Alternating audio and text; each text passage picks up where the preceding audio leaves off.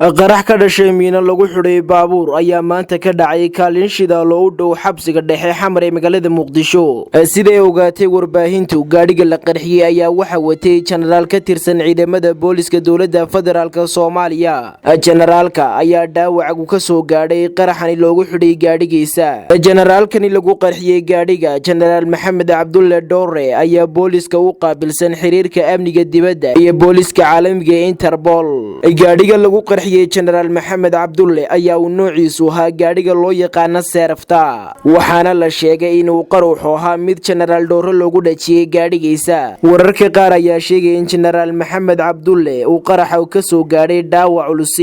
Sidoo kale wararka ayaa intaasi ku daray in qaraxa uu sababay dab xoogan oo qabsaday kaalinta shidaal ee qaraxu ka dhacay. Ciidamo ka tirsan kuwa booliska dowladda federaalka Soomaaliya ayaa gaaray halka uu qaraxu ka dhacay, kuwaasi oo hakiyay isku socodka dadka iyo gawaadhida, maadaama uu halka uu qaraxu ka dhacay ay inta badan isticmaalaan gaadiidka noocyadiisa kala duwan, walow ay markii ay dambe fasaxeen. Qaraxani ayaa ciidamada booliska dowladda federaalka Soomaaliya uga shakiyeen kooxda xarakada Al-Shabaab oo iyadu aalaba qaraxyo iyo dilal kala duwan ka geysata gudaha dalka Soomaaliya. Naasir Abdulqaadir Abdiwahaab, Naasir Talasambe, wararka telefishinka Badda Cas, magaalada Hargeysa.